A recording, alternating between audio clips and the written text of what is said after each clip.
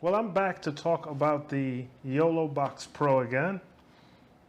And you'll notice it looks a little bit differently than the last time you saw it. That's because I did a bit of an upgrade. When I first got the Yolobox Pro, it was for a specific project. And after they decided to go into a different direction, I decided to turn this into a vlogging system. I started out trying to use it with a Canon 90D, which was way too heavy for it.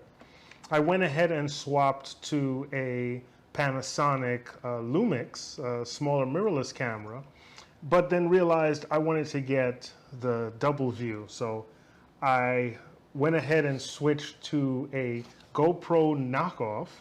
This is the Gamsod action camera, and I ended up getting two of them. And so I'm able to get a personal view as well as a view of what I'm looking at and be able to show that to the audience. Now, I do have some footage I'll be able to show you of some things I've been able to do with it. And while I haven't gone live with it lately, I still have that ability because it comes with a SIM card. So I can either go hardwired network or use a SIM card and broadcast across Wi-Fi. Well, not really Wi-Fi, but mobile data. Now, I haven't had great success in this area. The Washington, D.C. area is really congested.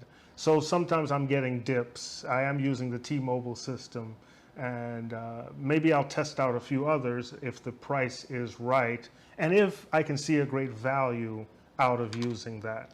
I'm always going to try to go hardwired as much as possible, just so I can have a more consistent signal.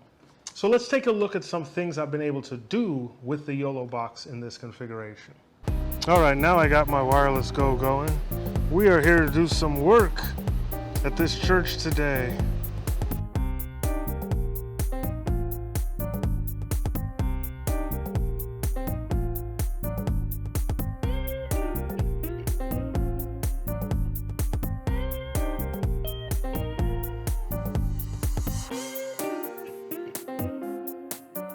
I'll be putting in some PTZ cameras. I got a couple of locations. I'm using Molly bolts. If you're installing something, you're working with some equipment you haven't worked with before, always take it out before installation.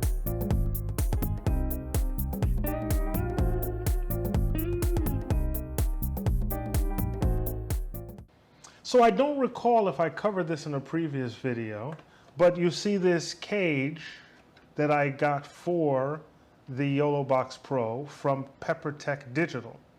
And this cage is made from 3D printed material. It's pretty strong, but I ended up breaking a part, and because it's under full warranty, PepperTech already sent me the replacement piece. So I'm going to go ahead and put this on and get my handle back and make it easier to hold. And I'll try to take better care of it. Even with a cage on it, ooh, I nearly had a huge disaster. One of the reasons it's taken me such a long time to get this video out is I went through a couple of iterations on how I wanted the cage to be configured. And then I came across a great video from Caleb Pike, also known as DSLR Video Shooter. And he mentioned these devices, this Falcam, it's not going to focus, this Falcam set of mounts, which made it easy to put on these GoPros, and they can work with any system. And so, once again, special thanks to Caleb Pike. I warn you, if you start watching his videos, make sure you have a deep bank account. He comes across some great tools and techniques that you can use to make your videos better. And by watching his videos, I've spent a lot of money. I have a saying, if you don't see his video the hour it's out, whatever he talks about is sold out on Amazon or B&H real quick. I was lucky enough to get these almost immediately, and within a day, they were sold out, waiting for back-ordered shipments. So special thanks to Caleb Pike. So even with this setup, and I really enjoy using it. I'm trying to determine whether I'm getting full value out of it. I admit the GAMSOD cameras aren't the best. You can see in low light conditions, they're really terrible. I have dark skin. In darker environments, it's harder to see me, so sort of kills the whole vlogging mood. And if I were to attach light to this, now it's going to be sort of unwielding. It's still a great device. Being able to switch between the two cameras right here, stream directly from it, absolutely wonderful. It did freeze up on me once, so I need to see how the footage came out. It was just very non-responsive, but that's only happened one time in all the times I've used it.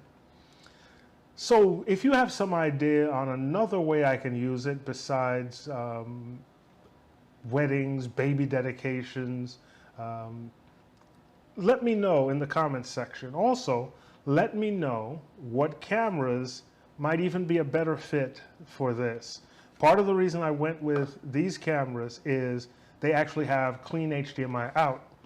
My previous knockoff action camera had unclean HDMI out, so it wasn't as useful as I liked. And I actually think the picture quality from this is quite good. The viewing angle is quite good.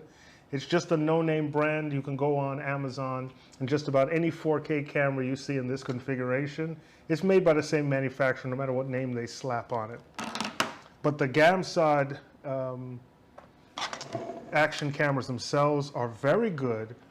They could do with a little bit better low light sensitivity, but overall I think they're very good cameras, especially for what I'm using it for. It's not going to be the best image in the world, but when I'm vlogging out in the open, I'm not really going for that.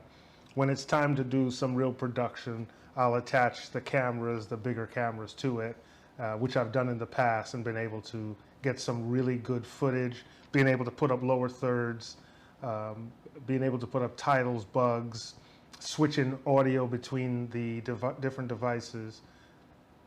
I think it's been a good purchase. But if you have any comments on it, or if you're even interested in buying this configuration as is, shoot me a message in the chat, and maybe we can work something out.